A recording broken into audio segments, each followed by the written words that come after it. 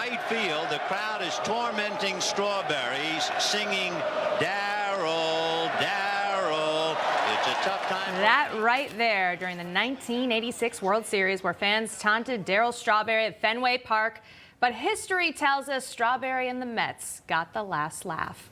Darryl Strawberry has always had a way of turning negatives into positives, and joining us now, the baseball legend himself, also the actor of Turn Your Season Around, Darryl Strawberry. Good morning to you. Thank you so much for joining us.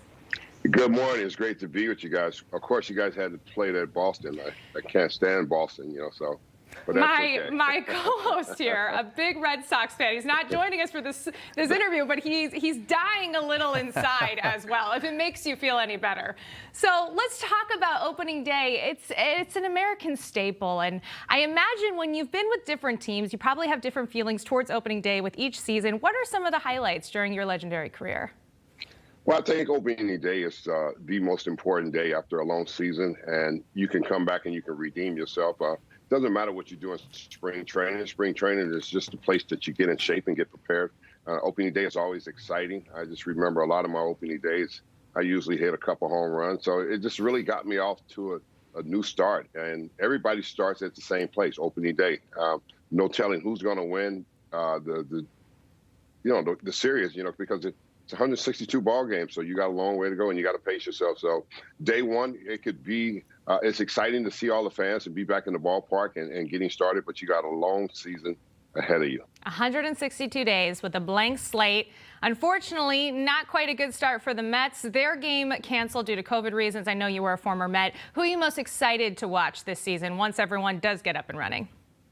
Well, of course, I like to watch the Dodgers, because they're the champs, and they got a very talented team. And then, of course, the Mets have made some tremendous improvements with the new ownership and everything. So, and the Yankees, I'm a New York guy, they're going to be in it. Hopefully the Mets and the Yankees battle, and hopefully, they can come down to the end where, they're playing in the World Series and it could be all New York. So, but, you got to look at the teams that are been there, like LA and Astros. Those teams are going to be good. It's going to be a challenge.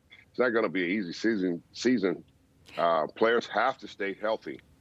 Yeah, of course, and we've struggled with that, of course, over the last year. Last night, though, with the Dodgers and the Rockies, that crazy moment with Bellinger, we were talking about that, of course, all over Twitter. But I do want to talk about your book a little bit. You open up about your struggles with drugs and alcohol. You describe how you found God. I know you completely turn your life around. And something I really found impactful from your book is how much you talk about tangible hope. And I think a lot of people that are struggling with addiction in some way lose sight of something they can hold on to. Tell us about that journey. Well, just struggling in general. I think we all struggle with something, and the hope is finding faith and finding peace within inside of ourselves.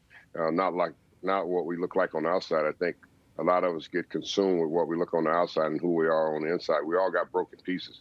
The Bible didn't say some of us would fall short. It said we all would fall short, and that's clearly what has happened to me in my life and so many others. I was just able to get up and take the baseball uniform off and identify myself as a man of faith and live in Christ. I watched Gary Carter, my former teammate, and Mookie Wilson, live that way. And it just intrigued me that you can live this way. You don't have to be just a baseball player. You can be more than just a baseball player. You can become a man. So the hope is for people to understand that God never leaves you nor forsake you. What we do, we leave him, and we go on our own little journey. And one of the reviews about your book from former teammate, five-time World Series champion, Mariano Rivera, saying pretty much what you just said, echoing challenge. This book will challenge you to walk more closely with Jesus. It will remind you that God is always with you during all your trials, no matter what. And something also I noticed, you just talked about taking off the jersey. With a career like yours, it's very easy to get in that spotlight. And a lot of athletes, I think, and a lot of people just in general struggle with that and stepping aside and becoming a man you talked about. You also talk about making small daily decisions every day. How important is that? It's very important, and I think, like I said before, we identify ourselves in what we do instead of who we really are. We were created for more than just putting on the uniform or having a job. And our daily devotion has to be consistent. You can't be up and down, and you can't straddle the fence. You can't say, well, I live this way for Christ, and then I'm living a totally different life out there in the public eye. So, I had to remove myself from the public eyes for a very long time, and I had to come to a daily place of understanding, of saturating myself in the Word and worshiping with God and getting close and learning and studying and being in church all the time. And it's a commitment. It's a real commitment. It's just like I was committed to playing baseball. You got to be committed to you got to be committed to your faith. It's the same thing. If you're committed to your job, getting up and being on time, it's the same thing when you have faith with God. You got to be committed to get up and do your daily routine, your daily devotion, and enter in His presence before you walk out the door, and then put on your full armor, because the enemy is coming. He's always lurking around to see who he can devour. He's there. That's what he does. So, we have to be on top of our job as believers. I love the analogy. You still have to practice and you have to put on a uniform, different type of uniform, but that body armor you talk about. Now, with a different administration in office right now, a lot of criticism at the Biden family for Hunter Biden, known to struggle with drug addiction. And as someone who has overcome that, moved forward, there's plenty of people across the country right now struggling to get sober. What is it that you say to someone making that first step? Well, first of all, I just hate it when people pointing fingers at people who struggle with addiction. We don't know what happened to them in their life, something personal, so it's not up to us to make that decision and say, oh, look at him, he's a loser. He's not a loser. He has a problem, and we just hope that he gets well. So many young people have lost their life because they don't never make that first step of feeling good about themselves, because people are always criticizing. They criticized me too, but I was just a little bit more stronger because I played Major League Baseball for 17 years. I played under the pressures of life, so I understood that. And I think a lot of times people don't understand. So give them a break. Give people a break who are struggling.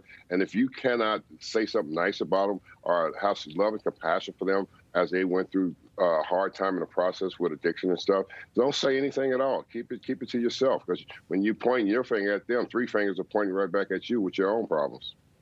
And the easiest analogy to see there, as always, pointing the finger and 3 right back at you. I love the way you responded to that question. I almost didn't even want to ask you about it, because I agree with you. I feel the same. We're all struggling with different things. And who are we to cast that first stone? Darryl, so yeah. I understand. Moving forward, and just lastly, we have less than a minute left, looking ahead to Easter this weekend. What are your big Easter celebrations? Well, Easter is a great day. I know everybody celebrates the bunny and Easter egg hunting and all that's great, but we got to remember it is Christ, who was resurrected in Easter Sunday. It's His resurrection that brings life to all of us and gives it to us that we can have an abundant life when we understand the rise of Christ. The greatest gift that we can give to ourselves is become a believer and walk in faith and understand that He did it on Calvary for us when He shedded His blood for sinners like us, that we may have life and may have it more abundantly. Well, Darryl Strawberry, I've loved talking to you. It's a pleasure having you on the show. I love your story. Such an inspiration to so many people tuning in this morning, I know as well. Thank you for joining us. Thanks for having me. I appreciate you guys. Hey, I'm Rob Finnerty. Thanks for watching. If you enjoyed this video, please join the conversation in the comments below. Don't forget to subscribe, too. Hit the bell icon to be alerted to breaking news. And remember, there's a whole lot more on Newsmax TV, America's fastest growing cable news network. Newsmax TV, we're real news for real people.